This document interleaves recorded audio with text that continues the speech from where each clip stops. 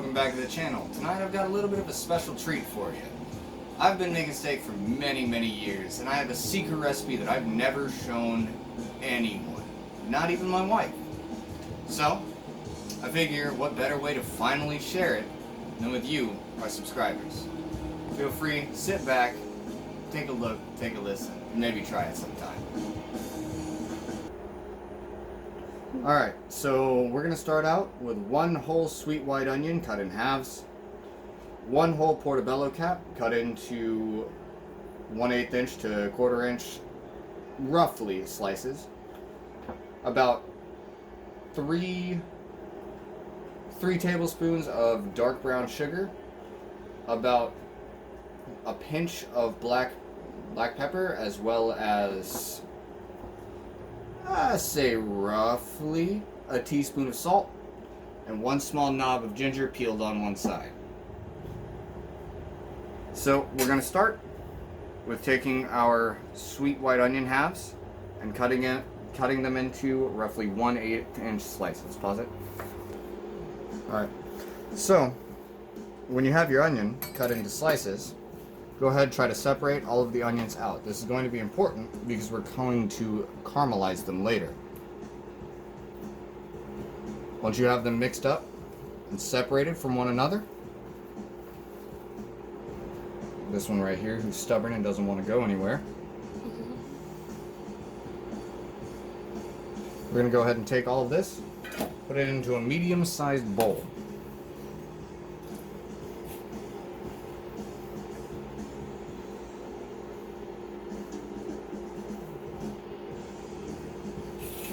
The reason I'm not using my knife is my grandfather would turn in his grave if he saw me scrape up produce with a knife off of a cutting board.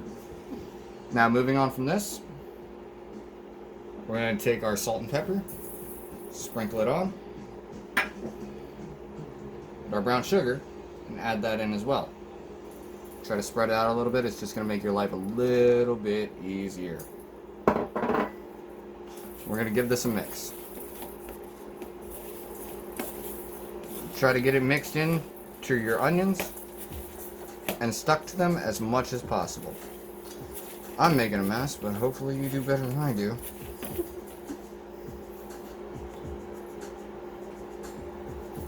Alright, and once we have everything mixed up, I'm going to go ahead and add just a little bit of freshly grated ginger.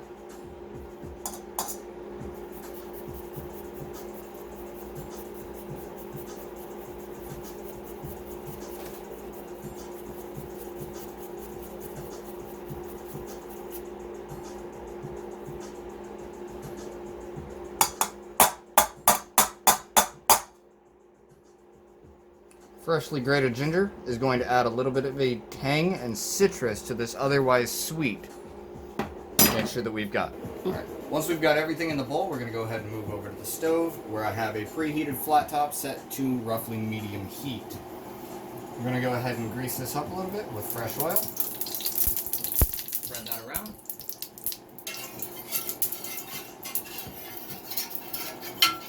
This is where we're going to add our onion mixture. Spread it out, you hear that sizzle? That's exactly how you want it. Give them a mix. Let them enjoy themselves. Keep them moving. Turn them when you need to. What you're looking for here is for when the onions start to go translucent.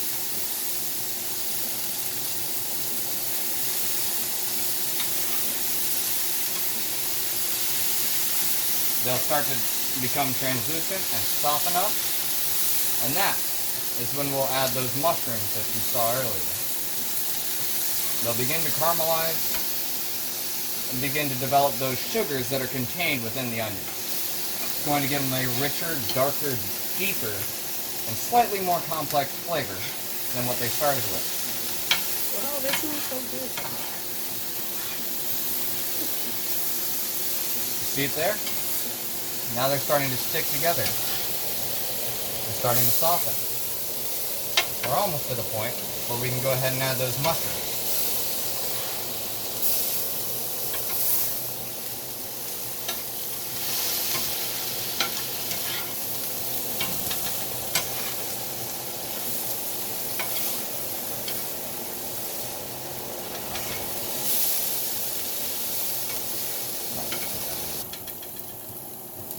Alright, here, as you can see, our onions have become translucent, flexible, and they've begun to develop that caramel color. So here, I'm going to start reducing the heat, take it down to a low heat, because now we're just trying to keep it warm. We're going to add our mushrooms, give them a rough chop in the pan. A fresh break is going to release a bunch of their flavors and the oils inside of them, and we really want that umami to come out. And it's going to enhance the flavor of our steak. The reason we didn't add our onions at first, well, our mushrooms at first, is when you put mushrooms into a pan, they'll cook down much faster than an onion. So you'll want to bring them out later just to soften up and enhance that flavor.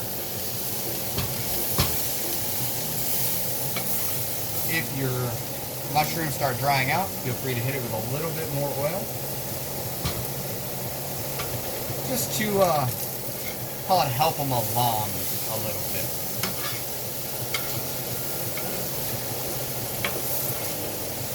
Bring everything together, toss it in together, and now,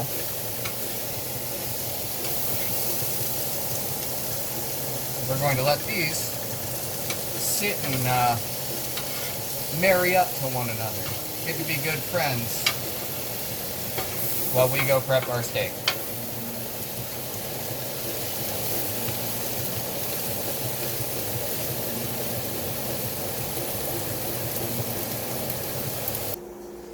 Alright, for our steaks, we're going to begin with some gorgeous ribeyes that I picked up the other day.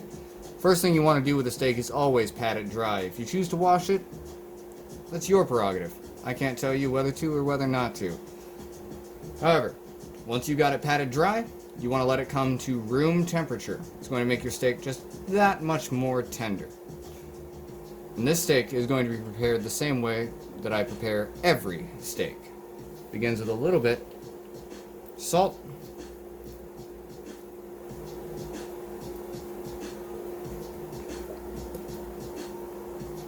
pepper,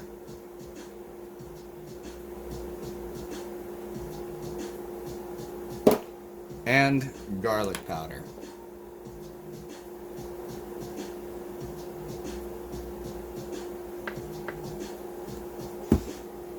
Now make sure you press in those seasonings so they don't want to go anywhere. And you season both sides. Do not forget to season both sides.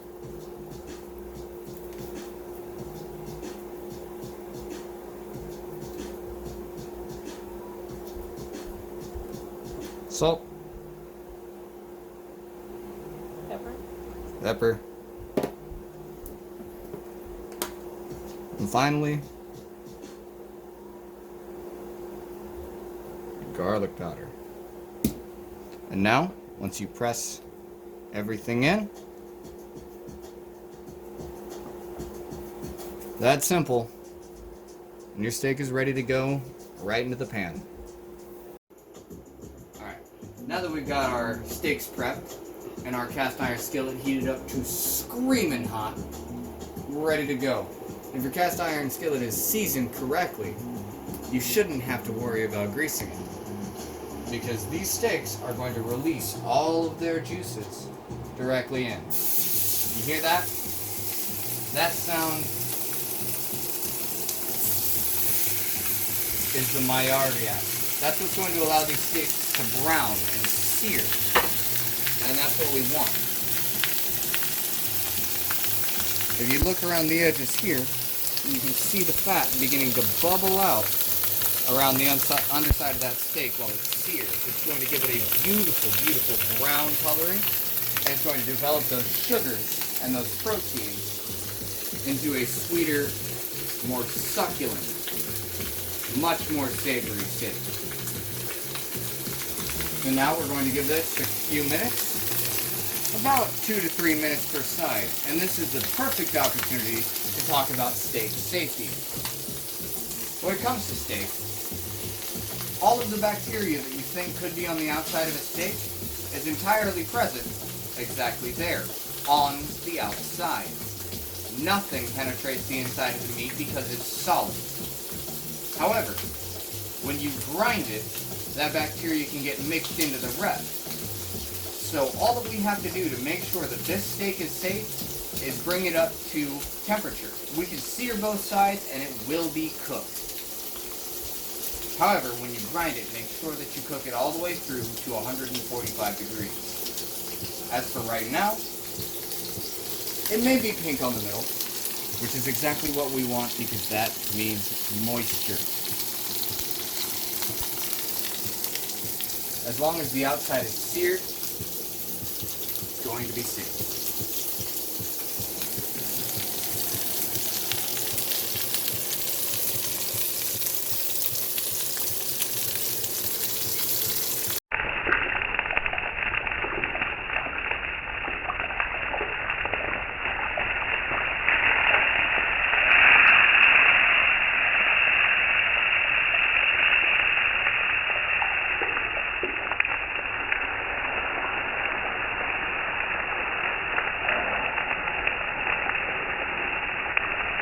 Alright, now that we've got both sides seared off, we're going to go ahead and reduce our temperature down to medium-low. Add a tablespoon of butter and a couple of sprigs of fresh rosemary and thyme. And now comes the flavor enhancer. We wait for that to melt down. Take this and spoon your hot juices over each of the steaks. And they're going to get those flavors of the herbs. They're going to remain moist the whole time.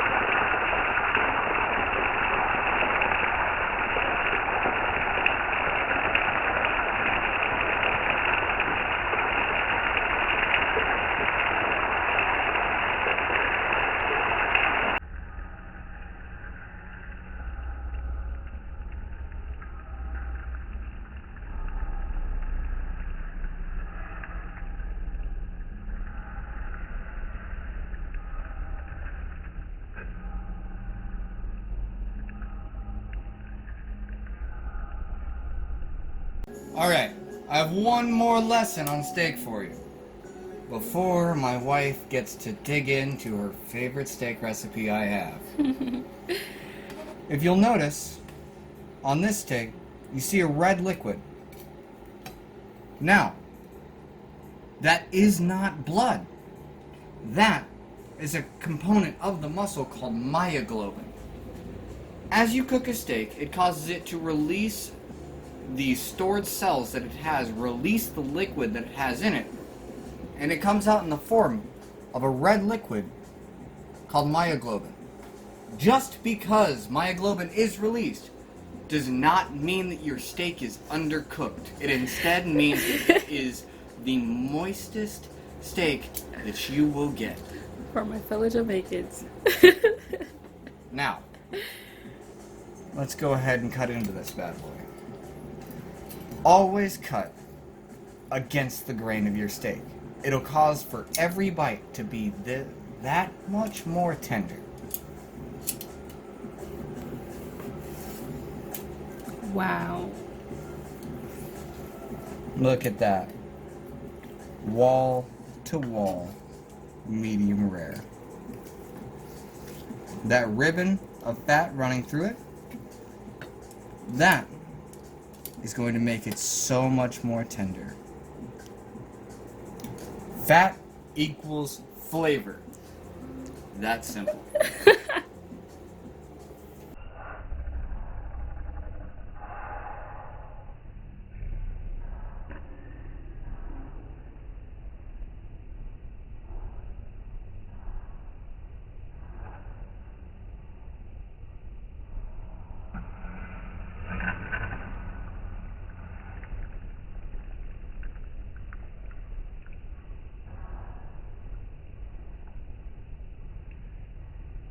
Alright, now that we have the steak plated and fully cooked, my wife gets the first bite and she'll let you know what she thinks of it. Honest review. I'm not even kidding right now. Can I do another one? You can eat as many pieces as you want, baby girl. You have to try this, guys. I'm not even kidding. Can I have yours? No, you can't have mine. What do you This think? is Describe the perfect. flavors. You know, I'm not really good with flavors. You're the better one, but the ginger. It has a tangy flavor to it, and the sugar mixed in with the caramelized onions, and the steak itself has so much flavor. That the fat in the steak. And look at this. This is the pink. Tell me there. Okay, so I'm giving this 100%. 1 full 100. It's not because it's my husband. It's because he's the best steak cook ever. Honestly.